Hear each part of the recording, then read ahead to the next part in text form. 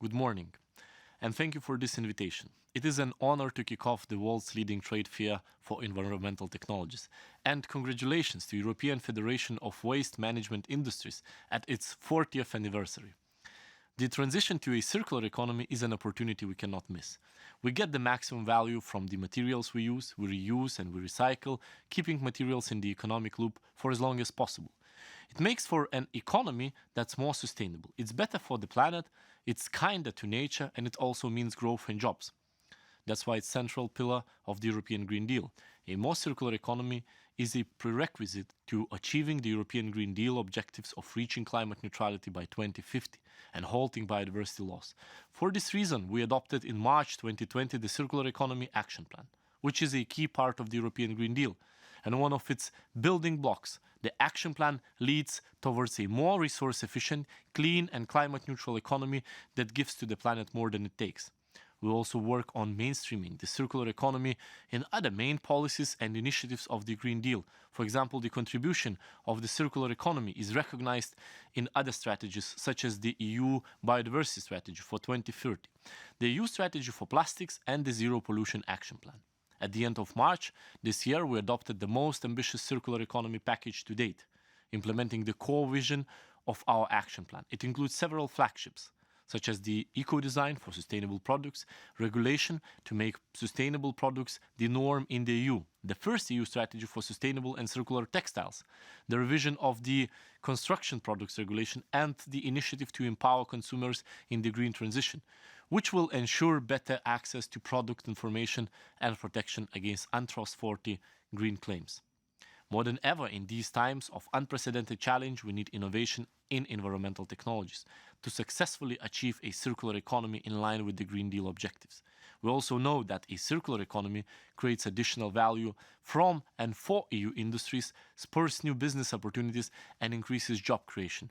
And indeed, the Circular Economy Action Plan recognizes the importance to harness the potential of innovation and the position of European businesses as frontrunners in circular innovation. In this perspective, the action plan puts forward several channels of support for the development and deployment of new environmental technologies. For instance, the European Regional Development Fund, through Smart Specialization, the LIFE program, and Horizon Europe provide opportunities for funding and support the whole innovation cycle to bring solutions to the market. In addition, the European Institute of Innovation and Technology coordinates initiatives on innovation for the circular economy within its knowledge and innovation communities, in collaboration with industry, SMEs, universities, and research organizations. To promote the development and uptake of green technologies, the Commission also runs the European Environmental Technology Verification Scheme, or ETV. Through ETV, companies with innovative environmental technologies can get their performance claims verified by independent third parties. That way, they enter the market with a competitive advantage and technological risk is reduced for purchasers and investors. But our work continues. Over the course of the year, we expect to adopt several initiatives to go further. For example, to continue accelerating the transition of the plastic sector towards more circularity.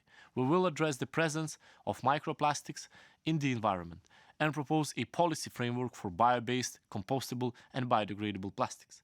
The best waste is the waste we don't create, the waste we avoid. The Commission is looking at targets for waste reduction, part of our efforts to increase waste prevention. Our overall goal is a significant reduction in total waste generation and halving the amount of non-recycled municipal waste by 2030. All member states should also be encouraging reuse and setting up of systems to promote reuse and repair. We are revising the legislation on batteries, packaging, and end-of-life vehicles.